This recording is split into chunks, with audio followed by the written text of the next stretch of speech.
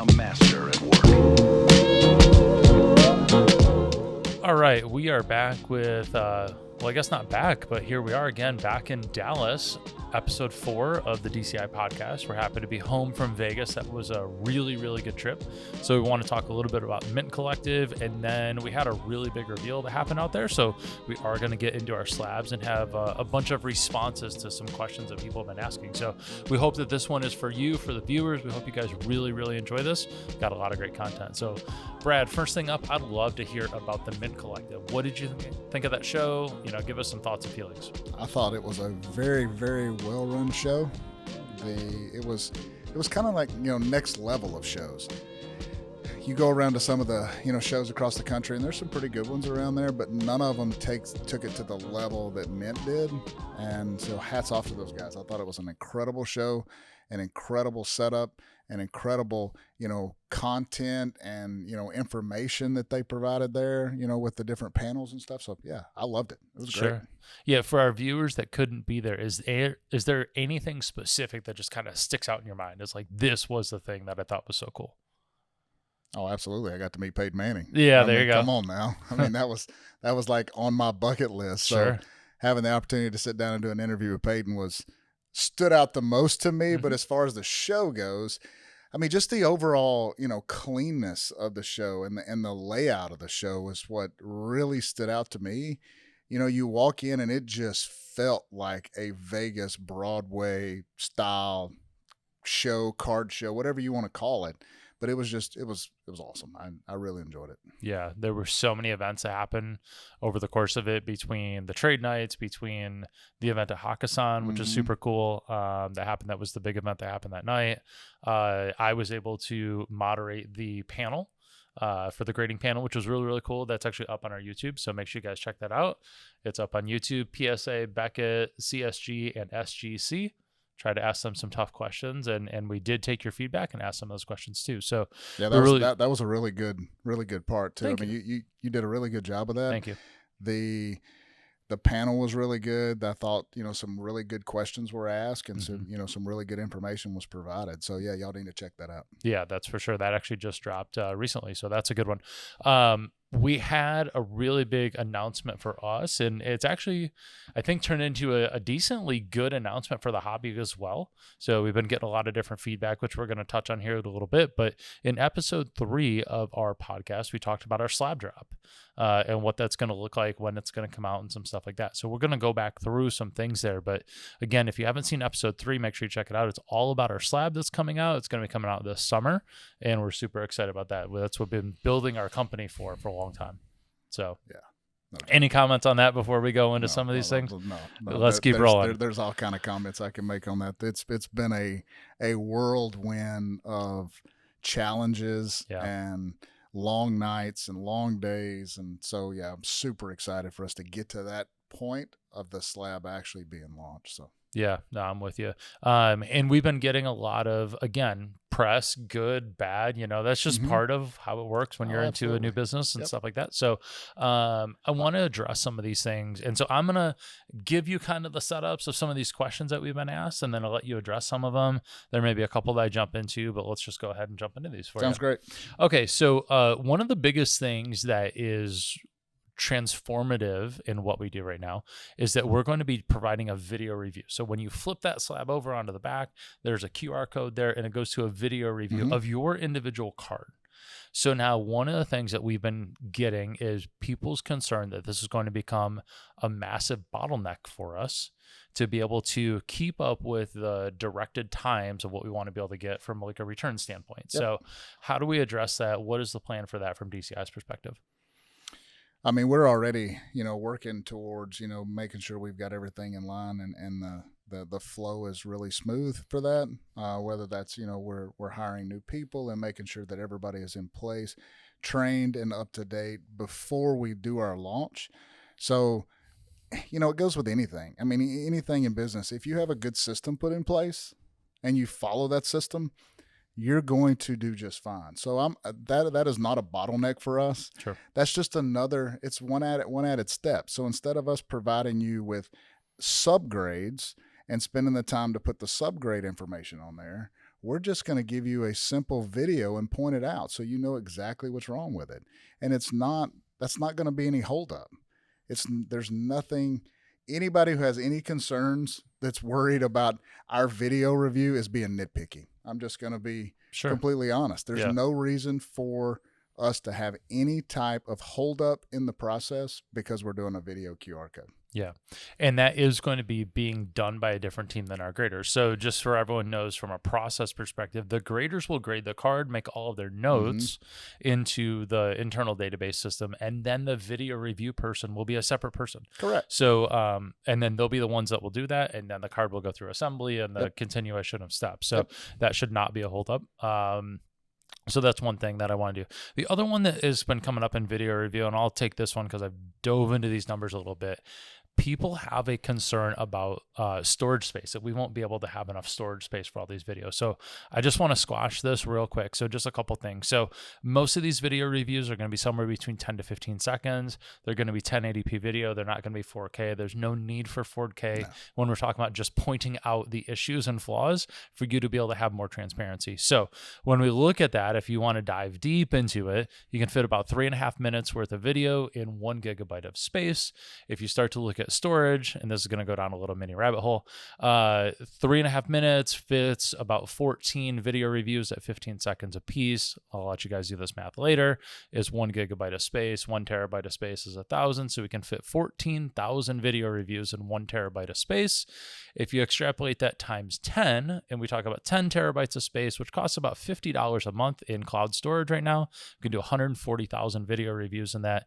We understand, and we are very well aware that maybe 10% of these may ever be viewed, but that doesn't matter. The point is that we want everyone to be able to be viewed if they choose to. Yeah. Did you just, I think you've spent all morning in there writing on the wall, like, like maybe, your Rain Man, just writing all these numbers down. So that way you could spit that out. I did want to be prepared. He's actually been practicing this all morning. Yes. It was this is like my bit. I actually stood in front of a mirror in the bathroom and walked through that. So, but I just want people to understand that even if we go 10x that, you're talking about $500 a month in storage space.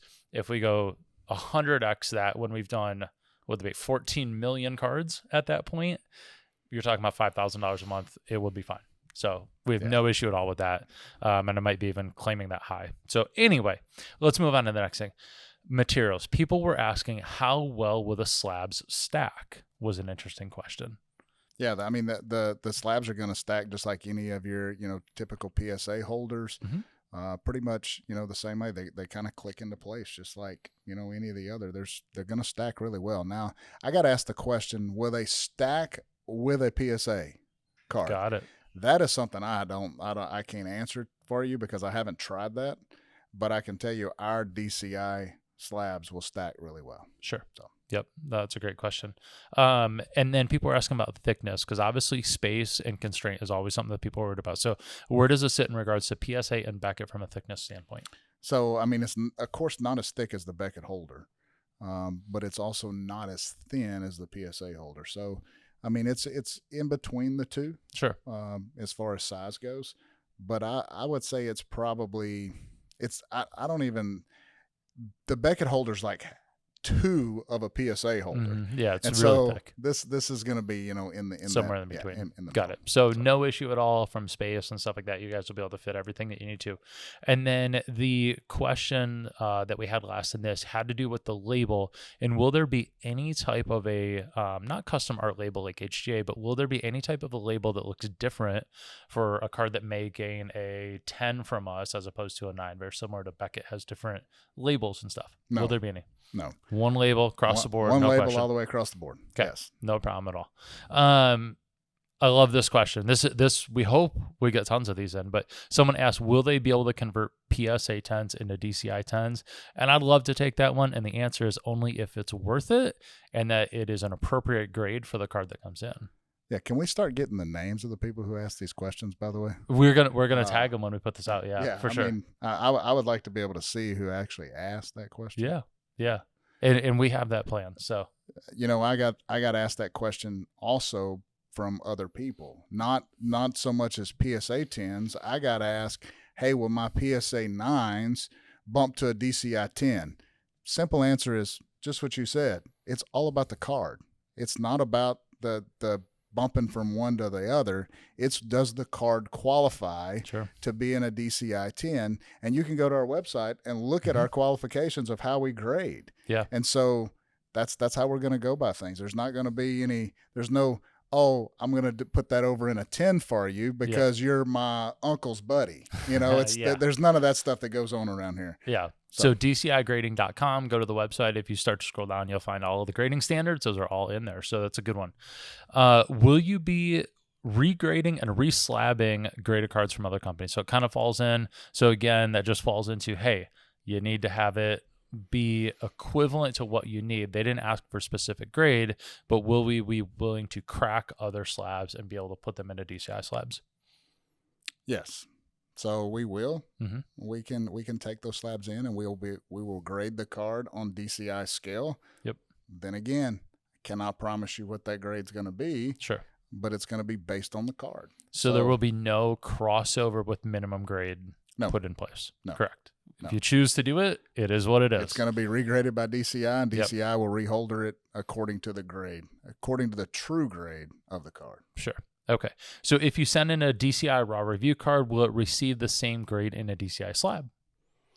So previous raw reviewed by DCI? Correct, yep. So if you've got a card that's been previously reviewed by DCI, you send that in, it still has to go back through the grading process. So it's still going to have to go back through because of our video review. So they're going to have to mark what's wrong with the card. So there is no guarantee to the grade staying what it was raw reviewed at. If it comes in and the card has gotten some damage on it since it's been raw reviewed, of course, we're not going to honor that. But we're going to have to re-review every card that comes through before it goes into a hard slab. Sure. And off of that point, as long as you've done a really good job taking care of it, most scenarios is probably going to, obviously your centering is not going to change. A lot of things won't change, but there's always the chance. So we don't want to say it's 100%, but it's a strong chance. Yep. Now, one thing I will say coming up, because people do ask about will we still be doing raw reviews, is that if you have a raw review done at a show and choose right as we go to give you those cards back, and you say, okay, I would like this card slab now because maybe I got a 10 from us.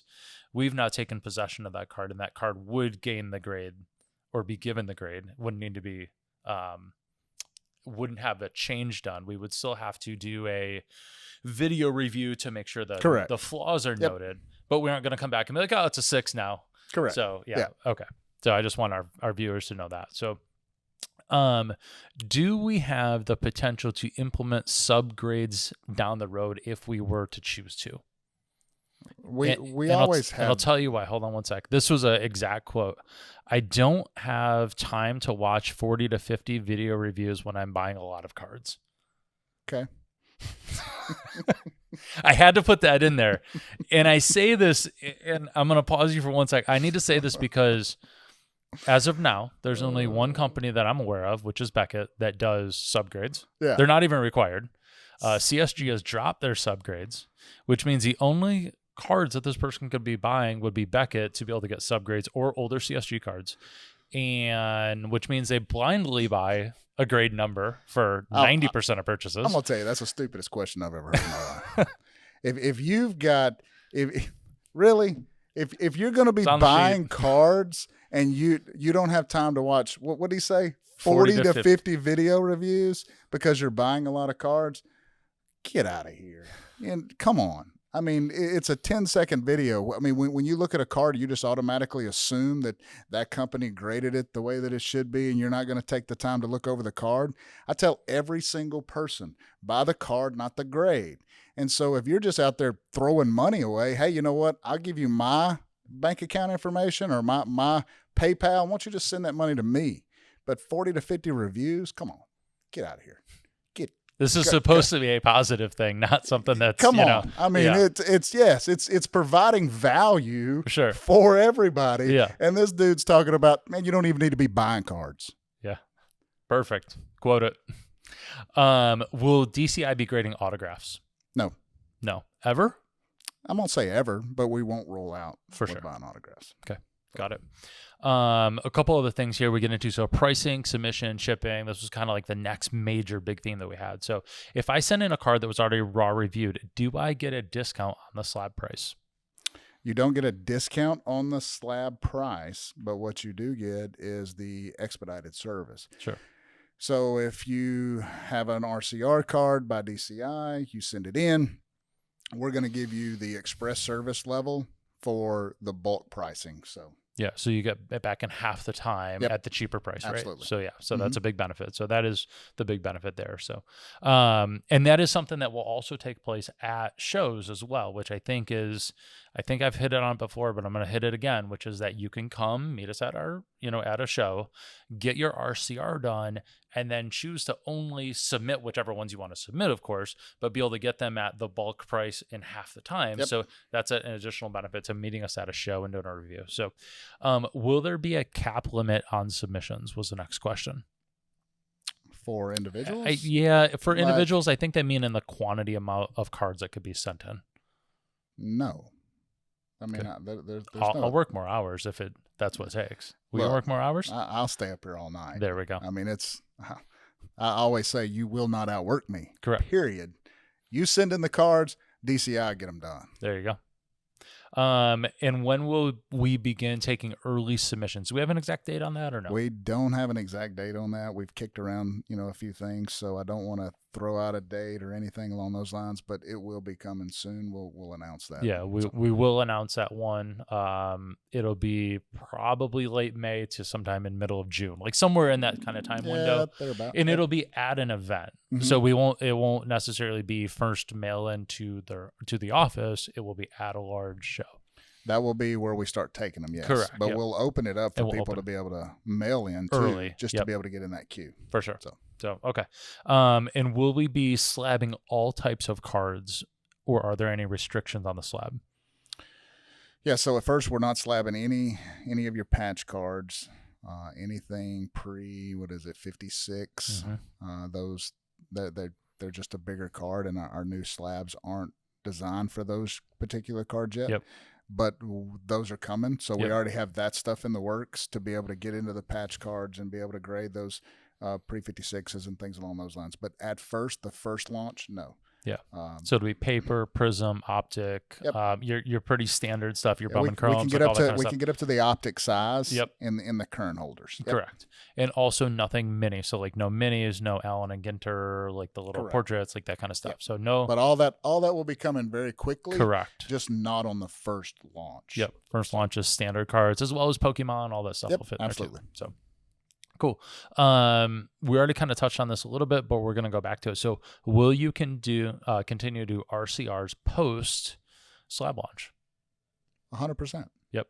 We will. That is something I feel like is an added value to the hobby that's been needed for quite some time now. So yes, we will continue to do that. Our whole purpose in all of this is to add more value to the collector, to the investor, to whoever, anybody in the hobby. It's not, we're not out here just trying to make money. I've talked about it on the first podcast show. I have multiple companies. This is not a money grab for me. Right. We wanted to provide something that we felt that had missing, things involved, that we wanted to be able to fill those holes and add more value to. So 100% we're going to continue to do RCR because people want to know where they stand with their cards without having to pay the higher prices on the grading. Yep. Until they figure out exactly which, ones they want to send in. Sure. Yeah. Makes a ton of sense. So, is there any plans, and I don't know if you can even say this part yet or not, are there any plans for anything special for some of the first DCI slabs?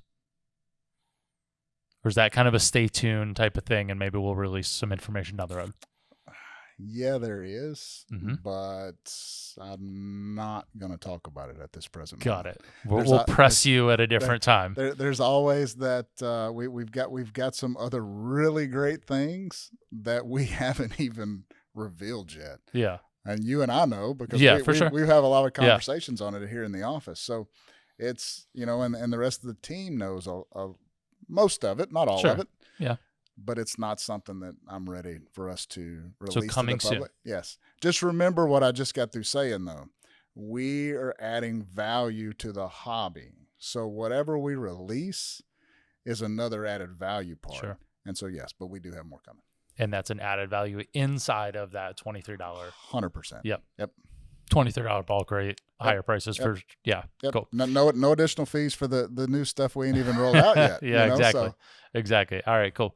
And then one of the last ones here in the special category. So will DCI be slabbing cards at shows?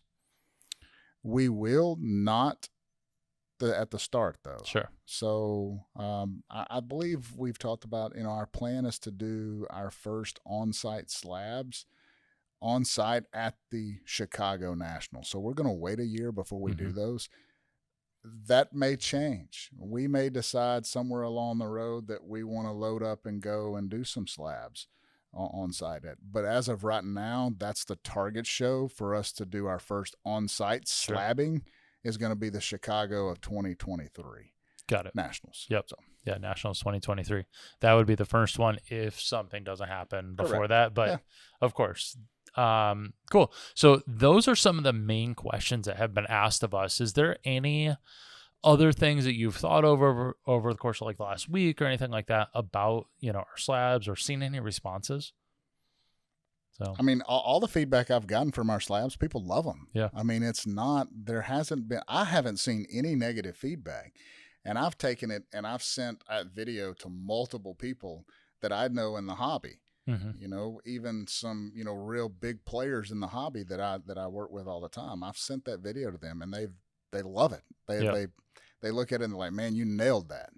So no, I mean, I'm just excited to get that first one out, get it slabbed, get it out in the market. So no, I mean, everything has been positive on my end. But this guy right here, I'm still stuck on this 40 to 50 video review things. This guy needs to come on now. The one that I've seen that I thought, actually you and I talked about this, so this was an interesting one. It was, I can't remember the name of the video, but it had to do with the fact that we were a, 5th, 6th tier grading company type of thing. And we were, rolling it out. But really the biggest thing that they were talking about is the fact of influencers talking about our slabs so much. And their thing that they said is, how much are they paying these influencers? So Brad, I need you to pull out and tell me how much you've paid all of these people that are talking about us so positively. I haven't paid anybody $1. Correct. I mean, not $1. And I ain't even given them a discount on RCRs, not the first bit. Yeah. Anybody who talks about it still pays the same price as everybody else. They just know the value we're bringing to the table. Yeah, I saw that video, that YouTube video, that guy. Hey, by the way, I appreciate you putting out that video. Yeah, I don't have a problem with the video at all, actually. I love the video. Even though you misstated a couple of things in the video, you said, who in the world wants to grade cards at $23 on a 6-month turnaround? So, by the way, buddy, that's a 60-day turnaround, not a 6-month turnaround. So, he got that part wrong. But I love the fact that he put us up there with already PSA, BGS, SGC, CSG. And then it was us. So, and HGA. And there were 6 total. So 6 of us up there. When those companies have been around, some have been around since the 90s, and some of them have done really well, over the last few years. Right. So to already have us there, and we don't even have a slab on the market yet. Correct. I really like that. I appreciate him too. Yeah, he's actually had really good amount of views on that. So hopefully more people will see that one, and go to DCI. Again, the only negative thing that he had was talking incorrectly, but not massively, 6 months versus 60 day. That was one thing. And then thinking that we pay influencers, which we haven't done a dime of. You're correct. So that was cool. So I actually was pretty decent with that one. He had some other interesting stuff on other companies, but we'll save that for a different show. So, all right. So this is what I have. We appreciate you guys tuning in. This was episode 4. Again, we wanted to get this out on the heels of the Slab launch podcast that we did, which is episode 3. So if you're like super confused about what the heck we're talking about here, go back an episode and do that one. We did so much content at Mint Collective. So please do us a favor. Please follow us on Instagram, follow us on TikTok, follow us on YouTube, which is obviously where you're watching this or potentially listening through Spotify or other platforms. Follow us at DCI Grading because there's so much content coming out. We have an interview series. We did 14 major interviews out there with some of the biggest people in the hobby. We've done Sports Card Investor. We did Alex Jaimo. We've got card artist Andy Friedman, who's actually a Topps artist. We had all kinds of really cool interviews. They're only getting started. And if you follow us on our Instagram, you're actually able to vote for which person you want to see come out first, which is really cool. So we're getting really good voting. So please hit us up on that. Please watch those videos. And then the last one I want to mention this again is the moderation panel.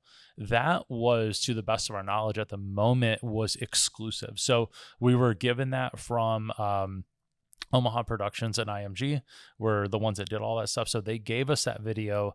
And as far as we know, it's not with anybody else. So it is up exclusively on our YouTube. And you can go ahead and see that moderation panel with PSA, Beckett, SGC, and CSG. So that is all that we have today. We really appreciate you guys tuning in. And any last words from Big Sexy? Big Sexy out. We out. Bye.